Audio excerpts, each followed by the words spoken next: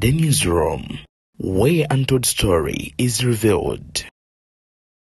Chalwadachi Pastor Bujingo havuddeyo ku bya Pentagon ategezeza nti abamukako okugizimba kakati siwa kugizimba mugende maaso n'okuberanga mwetuga. Mutunda jukira nti Matayo onono yavayo n'atutegeeza nti Bujinga ina assets ez'amaanyi ennyo eziri mu billions z'ensimbi mu ggwanga erimanyikiddwa nga erya Rwanda. Bigambo bya Matayo omulanzi nga bw'atutegeeza. Kakati Pastor Bujingo olwaleero agenze maaso n'okubeera nga avaayo n'alumba abo abamulumbagana ku social media nga bamubanja Pentagon n'ategeeza nti tayogerangako nti bo tebalina nsimbi zisobola agenda maaso n'okubeera nga zizimba musingi, wabula si wa kuzimbira Pentagon ku wulirizaawo nnyo wano, si wa kuzimba Pentagon.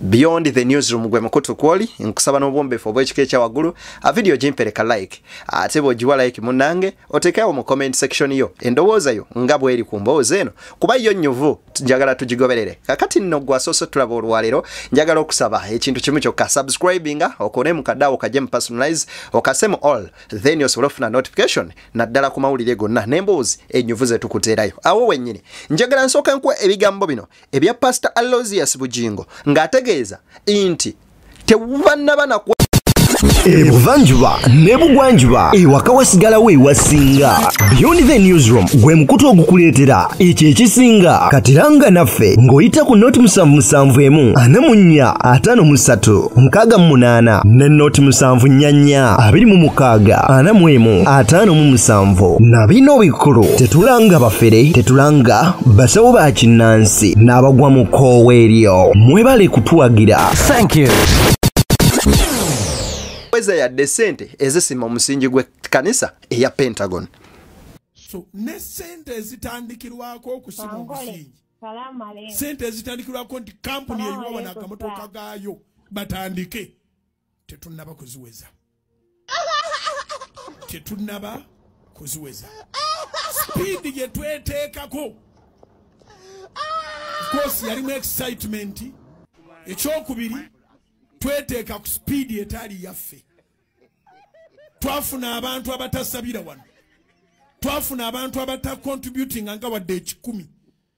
Twafuna abanyu b'amalwa ababeera eyo ne batuulanga ku busimu bwabwe ne batubanja Pentagon. Naffe ne tulabanga abagenda okuzimba akayumba k'obumyu tulina okuteekawo ku speed.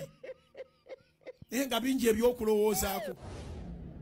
Sente bw'obanga tozirina ezitandika Yesu akugamba wegendereze kubanga ogenda kuwa abantu ensiko. Olunaku olwaleero Pastor Aloysius Bujingo avuddeyo n'ategeeza nti mwani yabagamba nti talina sente yadde ezizimba omusingi gwa Pentagon. Wuliriza ebigambo bya Bujingo. Tetugambangako nti tetunana zisima musingi. Tetwayogera kankiddemu. Teri kampuni egenda kuleeta byuma byayo wano nga toweza 30%. The list.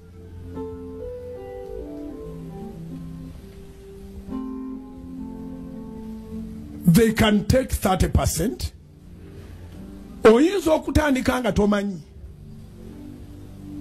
Bw'oba tomanyi, in the process you learn a lot of things. Ebigendererwa byaffe si kusima musingi. Omusingi gwe twogerako kitalo nnyo okubanga tuli mu kwanukula embwa z'okukyalo. Si gwe musingi gw'osima ku ngulu wano ne musigala nga musobola n'okukolerawo. Omusingi ogusitula Pentagon bajja kuka fuuti nga 5 wano. Ekinnya kyawo tosobola na kukiringizaamu. Guno si musingi giri egyewaabwe mu kyalo. Kakati munywanyi w'enfanfe Gashumba ategeeza nti ye tali kubasumba bafere wabula n'abuuza ekibuuzo nti Kristo Yesu yazimba ekkanisa era ekizimbe kye kyali luddawa. Naffe tukimanyi mu bitabo ebitukuvu nti Bayibuli eyogera ku kkanisa nga ggwe omuntu sekinoomo wabula kino ekizimbe nnyumba yakuŋŋaaniramu. Wuliriza. Yesu yalina kkanisa? Yali talina. Bano gino miyaayu gino. Tosobola kuyita basumba kintu bwe kiti. Basumba bo. Nyina omugwe manyi kakati awezeza 19 billion ku fixed account ye.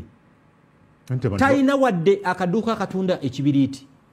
Naye 19 billion ziri mu mannya ge nga ba next of kin mukyala we n'abaana 19 billion n'endiga nga zijja kati nze nga Kashuma mukyala nge n'asula mu night prayer aganya bonnoba oba ye n'anoba. Pastor Bujingo ategeeza nti endigeze mulekeraawo okuwuliriza ebigambo by'aboogezi oba oliawo biyinza okubalemesa ye wakuzimba Pentagon naye muve ku bigambo byabo bayita abasiru. Kubanga kyemanyi naawe awuliriza kati bw'omala okuwulira ebigambo bino neibawo atatuwangayo wadde 10 agenda kujja kugamba nti owange Pentagon mugivuddeko. Mubuuze nti Pentagon ya nnyoko kawedde mutta tulina ka speedi ke twagenderako mwaka ogwedde ne gugwanga tetugutegedde nagutegeera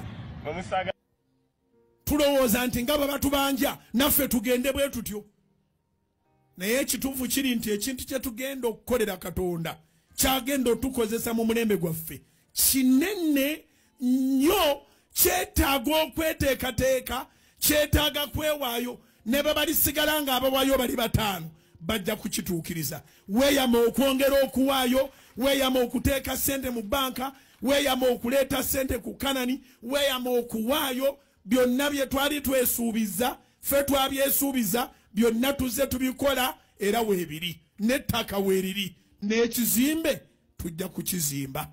Dokita ngambye bannange bali mu kumbuuza Pentagon.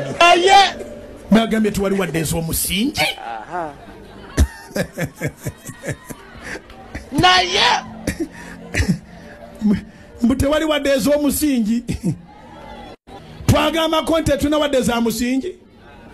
A few moments later. Ne sente ezitandikirwako okusima omusingi tetunnaba kuziweza. naye bannange Tetunnaba kuziweza. Batukomeredde. oliwo mutawa Batukomeredde nyina dokita akedde kunkubira simu nangama musumba guma nange ndi eno basawo bannange bakimanyi nti nsabiraawo bambuuza Pentagon manera muga bakuba empiso. Njagala okubeera nga nkujjukiza nti Pastor Aloysius Bujingo yavayo mwaka gwa 2022 n'ategeeza nti guno agenda otuuka ogw'omukaaga 2023 ng'omusingi gwa Pentagon gugenze maaso n'okubeera nga guyimirira. Era waneeno yagenda maaso n'atutegeeza nti Pentagon akuŋŋaanyizaawo biliyoni eziwererako ddala 3 ez'okutandikirwako. Wabula kaakano we tuli atugamba ebigambo bino nti tetubeerabiza nti nno muyina ettaka eriwera yiika 8. Kati embwa z'oku kyalo ziyinza n'okutwerabiza nti tulina ettaka bwe riti kubanga buli gy'oyita buboggola.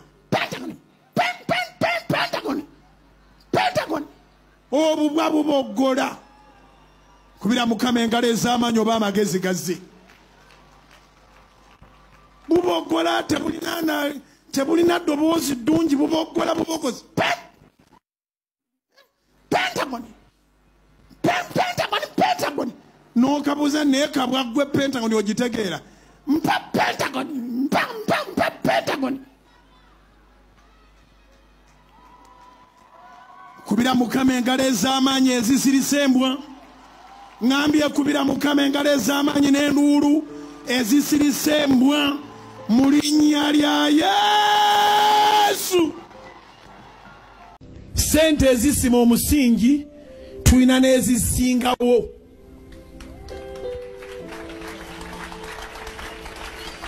Naye ekigendererwa kyaffe si kusima musingi. Era Yesu agambye omusingi mwangu gwa kusima. Naye bw'ogusima bw'otwamaliriza obo onoobawona abaseka abo balina amannyo. Ogwabwe si kukola project tebalina omu atwogerako ng'aga nti ekyange kiikino kyenkoze nakimaliriza. Buli atwogerako atandikira ku kyaffe. Ebyo byonna nga tumaze obiteeka awo njagala okutegeeza nti ate ye mukyala we gwe yavaako oba gwe yanoba oba gwe gye yanoba amanyikiddwa nga Teddy Naluswa Bujingo. Pastor Teddy ate ye kanisa ye munywanyi atandise ogizimba naye nga ku luuyi lw'eno ewa Pastor Aloysius Bujingo munywanyi embeera gye tukyalimu eri bweti. Bujingo aba abuulira ngeri yagamba nti oyo mufere naye ng'ayogera bw'omulaba n'ogeraganya n'ebujingo ddala namuferako ki naye nnyini teyeesobola oba owulira enjiri Katonda akutuusewo akusumululira ne bakuweereza bu message ng'omubuulizi w'enjiri bw'ali omufere mubuulizi w'enjiri bw'ali omuyaaye mubuulizi w'enjiri nga bwe yabatamaatama era nange sisuubira mwana wa setaani kunjagala naye ate mujja kutwagala lwa mpaka ekiseera kijja kutuuka ng'abanvuma bannoonya kijja kutuuka ng'abanvuma bannoonya kuba si be basoose bangi bemmanyi abaali banvumye nannoonya nandaba nambulira ne byeyanvuma ne mugasa abimanya n'agamba kati nsabira omukisa kuba sikyalina kintu kitambula ne musabira omukisa kubanga nze mukama wange atudde muze mulokozi nze ne bwe mba ndi mukambwe ennyo nga sandyagadde nyina okwagala kubanga siri nzekka waliwo atudde muze agamba nti oyo eyeenenyeza musabira omukisa abatandaba w'omukisa nja kubasabiranga mu lujjudde oba mu kyama. Structure gye bayita Pentagon yeetaaga ebintu bingi abakugu bonna amaanyi bagagatta omulundi ogwo companies competensi yaazo nayo yeetaaga obudde kubanga tetwagala kuzimba Pentagon ate nga twakagiyingira nti wano watonya nga twakagiyingira nti wano waabise. Tuli ku BTN Media Beyond the Newsroom banywanyi njagala bakubiriza n'obakuutira ebigambo bino wammanga nga mpumula nti bwokeranga ku makya n'okkiriza Katonda kiririza ddala Katonda oyo gwe gw'otegeera gw'osinza wabula oba oliyeewo toggwanga mu ssuubi olwabo abakola ebitali bituufu ne bikwerabiza n'omutonzi yakuteeka ku nsi. Mubeere bulungi mbaagaliza omwezi ogwokuna oba April omulungi ogw'emirembe ate n'ebirooto byammwe mugenda maaso n'okubeera nga mutandika okubitwalako okubikwatako wabula ate kye mbakubiriza abavubuka tweyongere ennyo okubeera abakozi tuve mu makanisa okubeera nga obudde tubumalira nnyo mu makanisa ate tukole kubanga Bayibuli egamba nja kuwa omukisa emirimu gy'emikono gyammwe so si nja kuwa omukisa bw'onaasula ennyo mu kyaki n'osiibamu naye ate era sibagana kusaba kubanga byonna mutonzi yasinga era yasooka sooka osabe then weeyongereyo ogende maaso n'okubeera ng'okola tube bakozi ate ensi ye jagenda maaso n'otunyumira wabula ebitagenda maaso bulungi mu ggwanga tekikulema genda maaso nakubeera nga obyogerako kubanga bagamba sebusiru bwanjuka butanyinizo ng'olowooza zo zinawona oyinza okusirika nga mwattu kiwandiyogedde kyantaasiza abalala 10 naye ate ne weerabira nti bw'osirise kitwaliddemu abafamire yo 5 mbeere bulungi mweraba.